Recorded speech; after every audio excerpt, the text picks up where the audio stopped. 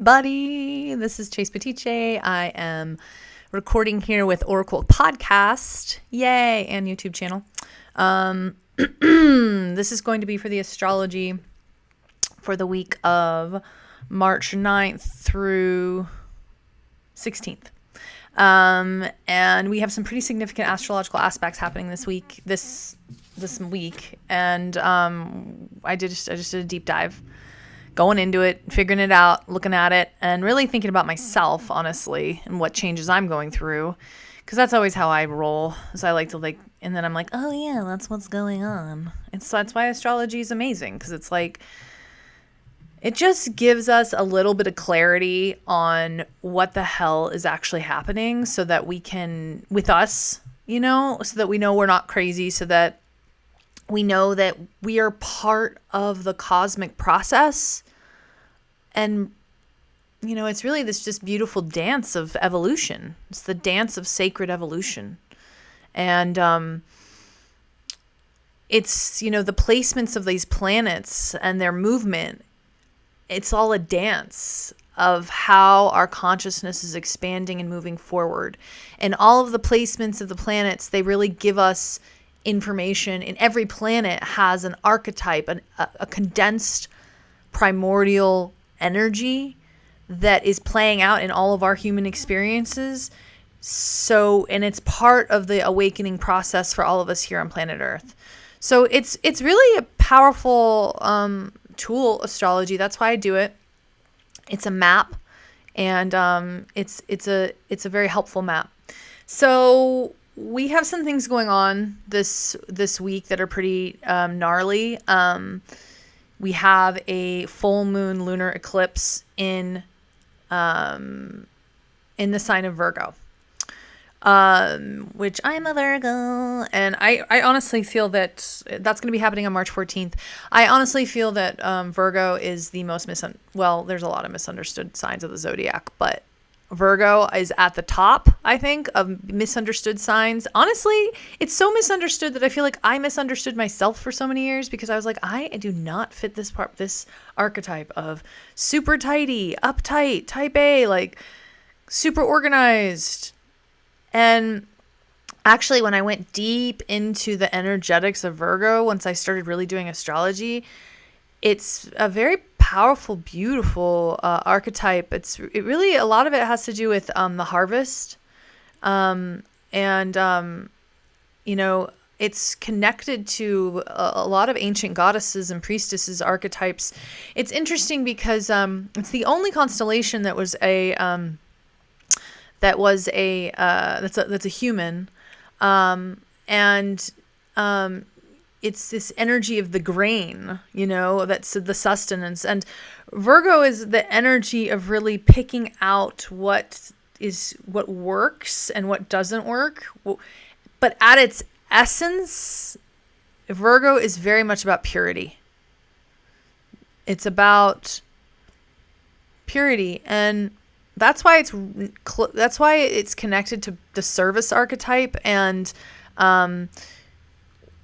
because it wants to, at its essence, it's like this goodness in all of us that wants to heal and perfect and make sure that everything is well and is running well. But at the core, it's like really getting to the essence of something that is pure. And so I kind of want to use that as the theme for this full moon eclipse. And I want to talk about some of the astrological, because there's so much going on this eclipse. Like, it's literally all getting charged up by like so many planets are in one place, and they're all hitting this eclipse. And it's like, eclipses are full moons. They're the time of like when something is at its peak and it's ready to be released. It's at an emotional peak, and eclipses, they eclipse, right? They eclipse the energy, so that there's going to be a shift. There's going to be a release. There's going to be a dramatic change. They speed up timelines. They allow for even bigger quantum leaps. Since I've been talking about that theme quite a bit lately, the quantum leap, the quantum shift. And all of this energy that I've been talking about lately with this Piscean kind of portal of awakening, it's all being charged by this moon. So it's pretty powerful, you guys. And so a few of the themes that I wanted to talk about with it were, well, first of all, so, on a full moon, the sun and the moon are opposing. So basically, on this moon, the sun is going to be conjunct, meaning blending with the energies of Saturn. So there's a very heavy Saturn theme on this eclipse. And it's interesting because I have noticed that as Saturn has gotten closer to the sun lately, I can actually feel there's more of a seriousness. It's interesting because Saturn does rule, it rules the material realm, it rules discipline, it rules structure, it rules making things into reality. It rules reality. It's like all the stuff that's not fun. But but in the sign of Pisces, it's got this real beauty because it's kind of, Pisces is all about the spirit, right? It's all about the etheric. It's all about the emotion. It's all about the vision. So it's giving us this real power to kind of bring discipline and structure to our visions, make our visions real, and really allow ourselves to manifest our visions. But there is this real, it's also kind of like this energy of, has a lot to do with responsibility, Saturn, and being in alignment with one's integrity. I think a lot of that has to do with Saturn. It's a planet of maturity. So it has a lot to do with when our internal self, our feelings about things are aligned in our external actions. That's the definition of integrity. And then building something from that. So there's a real purifying energy here of there's a big strength and energy in being able to manifest visions that are really getting to the core of the alignment of what is really integral, what is authentic, what feels right to you. And if it doesn't, then it needs to be, cast aside. That's Virgo as well. So the moon, right, is highlighting this energy as well, which Virgo is very much about discernment. It's about, is this true? Is this pure? Is this whole? Is this really, really authentic? That's a very, very Virgo trait. Virgos are actually, we have the very intense ability of discerning. Like I'm a Virgo. Virgos they're ruled by the hermit archetype because I'm picky AF about who the people I'm around, or the energy I allow in my sphere, or because I'm very, very, very discerning. And some people call that critical. Yes, absolutely. Could be seen as that. It's also really caring about the purity aspect. Can the energy be used? So if it's ruling the grain, it's ruling the harvest. It's like, what will nurture us? What, right? Can we use this food to actually nourish us? Will it actually nourish us? These grains. Or if they are not, they're not up to par, or they're not whole, or there's something wrong with them, casting them aside because we can't actually absorb them. So Virgo is very much about, am I going to be able to use this? Is it actually going to be able to help me? Is it going to be able to help me perfect my life, perfect the things that make things work well? And as we have Saturn up in this mix, it's really like, okay, are things going to be working well? And also it's your responsibility to show up for yourself and also do the work that's needed in order to create.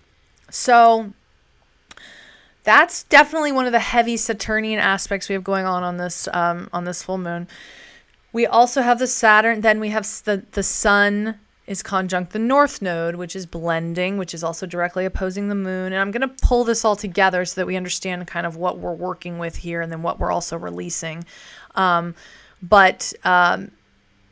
then there's this highlighted energy of, getting to work on our visions, like truth, authenticity, things that maybe we've been avoiding, tasks that we've been really needing to focus on that will up level us, and really leaning into that. I talk about the North Node and I talk about Saturn quite a bit in my astrological readings. Those two are very important pieces of the pie. And Saturn is North Node is like, we're leaning into it in this life. It's like, we're not quite sure how to do it, but it's like we're leaning into it because it's where we feel drawn. And it's like, oh, this is what my soul needs to absorb right now in order to grow. And that's for the collective right now, it's Piscean energy. And that's that 5D veil thinning, really tapping the etheric realms, downloading visions, having deeper intuitive insights about things, because that energy is conjunct Neptune, blending with Neptune, which is also the planet of Pisces. Okay. And, really letting ourselves be open, because for me lately, oh my God, the messages and the connection to the etheric realm, like my guides are like right there. And I've noticed, and if you guys, if you don't feel connected to your guides, all you have to do is say say the words out loud, I acknowledge you. I love you. I'm open to receive your guidance. I say a lot, I'm open to receive light guidance from the highest divine order, from the highest beings of light, so that you really make clear, you're not allowing just any energies in, right? This is Virgo. Ha ha ha. You're allowing only the purest, highest form energies to come in to guide you, because that's when a lot of people are scared of the spirit world because they're like, oh, there's all different kinds of things, they get attached to you. No, you have discrimination, you have discernment, and you can decide what and who you allow in. So you call it in with your words, you call in your spirit guides, the other realm, God, whatever you want to call it. You can just call it the universe, however you want to look at it. I went and soaked last night in this tub way out in the desert. It was just incredible. And I just stared up at the sky and I could feel the energy of the ancients. I could feel the star family with me.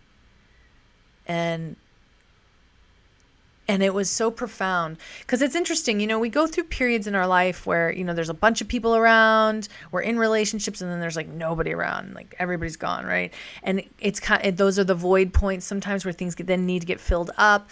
And it was interesting because, close friends left town. I recently went through a breakup, and I've been really spending a lot of time in solitude. And I've been working with this energy of being alone and solitude without being lonely. And it's so powerful because I've been realizing that the spirits are all around you all the time with you. And all you have to do is allow them in. They're right there. They literally are right there. This is what other dimensions and the consciousness of other dimensions means. And they want to guide you. They want to assist you. They want to help you. And all you have to do is call on them. So, that's part of the energies. That's what I've been feeling lately, is just really, really guided. And then the guidance comes, remember, also through your inspiration, your own inspired idea, your own, it's things that pop into your head that you just are or that's what intuition is. It's when you just get guidance. You're just this is something I need to do, or this pops into my head, And instead of questioning it and trying to understand it or second guessing it or doubting it, you just start to follow it. That's when you start getting into the flow. And Pisces rules the flow. And we got 4 planets here in Pisces right now. This is such a powerful time of really entering the flow and getting guided and really creating discipline and structure and manifestations around this as well. And then really, having that powerful discernment, with Virgo and this eclipse, this is a really purifying moment to up level and get very aligned with the work we are doing with our energetic bodies, with our lives, the structure of our lives, as the structure of our lives in alignment with our spirits. If not, something needs to be altered. Something needs to be shifted.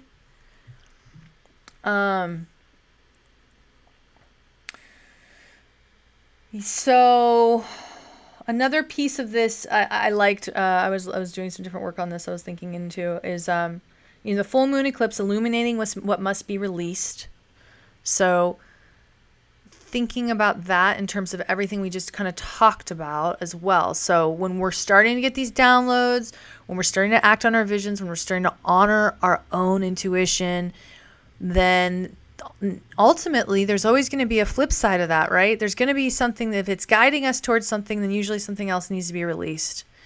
And this is kind of where we really kind of start thinking about the energy of faith. And, I wanted to talk about faith, and I've been wanting to talk about faith because it really is important. It's so important right now. And I think one of the big reasons why there's such a crisis there's just so many crises going on right now in the world. But,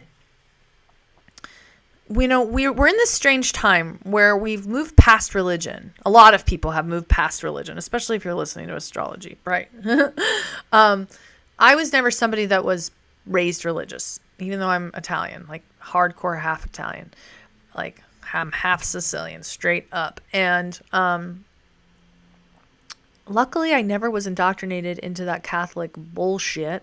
But a lot of us are healing from being either raised in religion or just no longer resonating with it. I mean, I just can't get down with it because there's just no women. There's no feminine energy. There's like no feminine power, like anywhere. Like there's like Lilith is the coolest one, and she's like cast out. You know what I mean? Like no, wasn't my thing. So. But without religion, then we kind of had science kind of overrule religion, and then that just placed everything, and that in a lot of ways that liberated people from religion, but then it became its own type of religion. And it was interesting because faith is like energy. It's like energy work. And reductionism, scientific rationality has a lot to do with needing things to be proven, right? And with the way that science has been up until this point, we're moving from this point where we're moving from Newtonian, which is linear science, where a lot of energy cannot necessarily be measured, to quantum science, which is non-linear. And I had this realization last night. I was realizing why the energies of the time right now, to me, feel so liberating, because we're moving into a quantum consciousness, which is non-linear, because I am a non-linear person. I've always struggled with the linear aspects of life. Like I'm very dyslexic. People who are dyslexic are non-linear. So we have vision and we see things differently. A lot of times people who are dyslexic are very, very intuitive, which means we have a different visioning faculty. And we don't like I can do material reality, but like non-linear quantum energy is like so liberating. That's really where we're heading. So, but besides all that, what I'm trying to get to here is that it's about the energy behind matter. That's really where quantum, like Newtonian science, a lot of it was measuring the matter behind the energy. And was really reductionist. It really, really took down kind of the spiritual element of reality. And now that we're moving into quantum, there's so much more possibility. And what we're starting to do is we're starting to actually see that the energy behind matter is just as important as the matter itself. So are you guys staying with me here? Because this is kind of a big deal. And this is why this year of the snake is also representing the return of the priestess and the divine feminine, because all that works with the energy realm and the realm of vision and the oracles and working with imagination, working with energy, so that then we create the materiality from there. And as we're birthing this new world right now, it is so important that we start working with energy and the energy realm. Okay? And starting to understand the spirit behind matter. So how does that connect to faith? So faith is, it's funny. I actually have a quote from the Bible here, because I was looking for quotes on faith, and it was hard to find the right ones, but this one does kind of say some good things. Faith is the substance of things hoped for, the evidence of things not seen. So, and I've been studying, I actually do study with some Christian mystics, because they just use the Bible as a way to,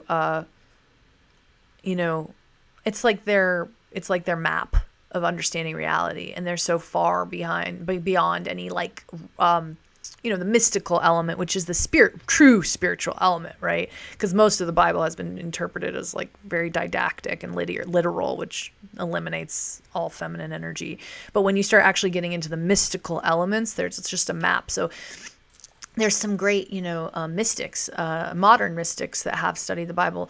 Mr. Eric Butterworth is one of them, and I love him so much. And he has this one lecture I listen to often on faith, and he talks about how it's basically this, faith is basically the substance.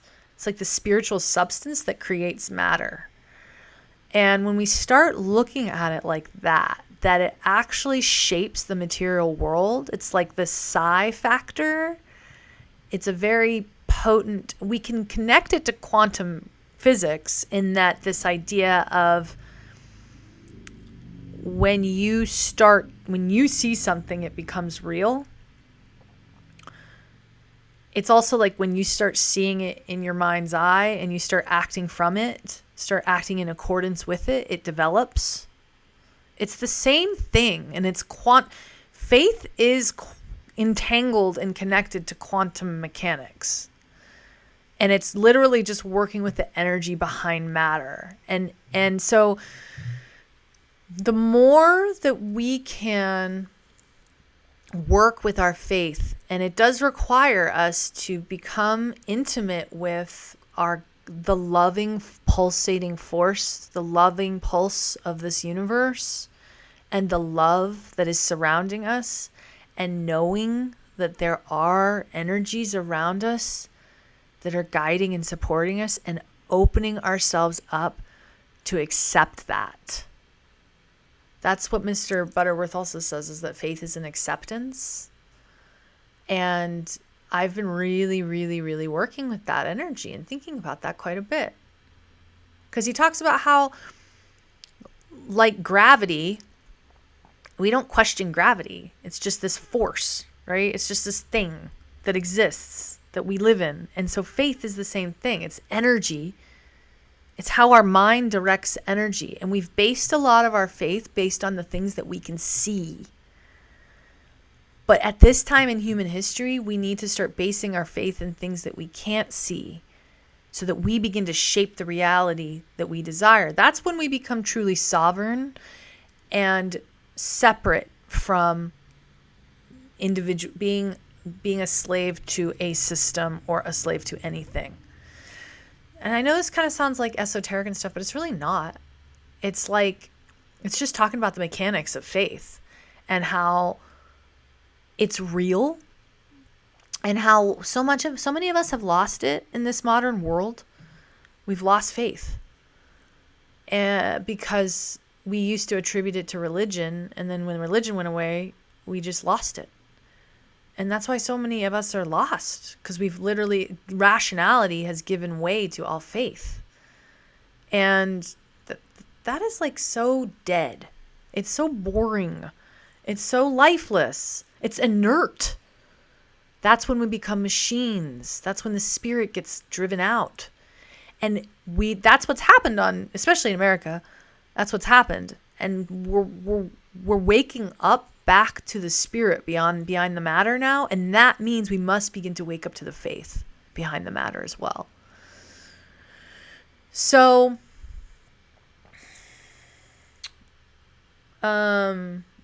it's one's etheric connection to God, and faith is energy. How are you directing your energy? So it's our bodies are made up of electrical currents. We're made up of energy, right? And our brains, they have all this activity, and then our minds our brains are working for our minds, but we can start to work with our mind, because our mind has vision, and it can integrate the intuition to direct it towards having faith in things that we want to have faith in. So think about the things in your life that you want to have faith in. Like, you want to, because so many things are like breaking down right now, right? And you can use your faith to create something new. It's working with energy. And there has to be a foundational piece of your soul that is connected to love and believes in love. And this might be a real existential crisis. And I'm here for you guys if you if you need to have that, because I think a lot of people out there, there is true existential crises, of fundamentally believing. But I like to say, you are the actor, producer, writer, director of your play.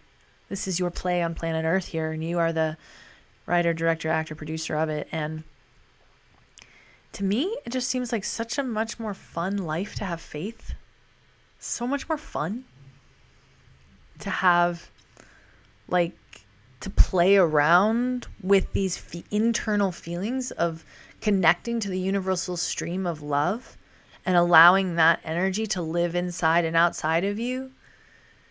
It's very powerful. It's potent, and it's not to be just dismissed. This is a missing element in our modern era. It's a missing element for the modern mystics, and it's a fully fundamental piece. So on this full moon in Virgo, an eclipse in Virgo, with all this Piscean energy, Virgo really, really refining and looking at the purest aspects of one's life, how you are living your life, and whether your life is whether or not the actions you are doing and performing are in alignment with the vision and intuition and energy that you feel. We all have our private thoughts, our private desires, our creative life. And if it's hidden, completely hidden, there needs to be a refinement. There needs to be some discernment. And we need to start tapping our inner purity. Think about the energy of purity. When something is pure, it's just natural. It's like a child. It's wild. It's connected to nature. It's alive. Without all of these rational thoughts of what should and shouldn't be, right? So this element of purity, and also with that essence of purity, tapping this love, this permeating energy of the universe that's moving in and out, that's pulsing, that wants to give it to us, that wants us to feel it. to allow it, to accept it, because it's there. It is there, guiding, blessing, and protecting you every step of the way. So on this full moon lunar eclipse, I would just say, really allowing yourself to release what is not in accordance with your vision and starting to really do the work that is necessary. Align your life, your habits, your thoughts, your mind, your faith in alignment with the work that you know that you need to get done to mature your soul and to evolve your being in this life. Because literally, honestly, what feels better than maturing? Like, I don't think anything does, honestly. Making good decisions, like making the right choices that fulfill you and nurture you and feel good. That's what Virgo energy is. It's really about like making these good things, that just choices that feel good, that nourish you, that keep you healthy. That's real self-worth. And then we also, during this same eclipse, another aspect that's going on is we're having we got the moon. We have Venus is still in retrograde in Aries, and it's conjunct Mercury. So it's really, actually, I talked last week about Venus going retrograde and what that meant, but it has a lot to do with us really going over our relationships, the things we value, the things that value us, the things that we value, whether or not we're being valued. Remember during this eclipse, taking it back to what is pure. What is authentic? What is in alignment? Are you giving? Are you getting as much as you're giving? Does it feel balanced? Does it feel, because if not, it's hard to be in your integrity. So this moon has a lot to do with integrity and alignment and purification. Okay, there's a beautiful purification on this eclipse. And it's very, very loving. It's very, very, very, very loving. But that Venus conjunct Mercury in Aries, that's giving us the power to actually speak our needs out loud.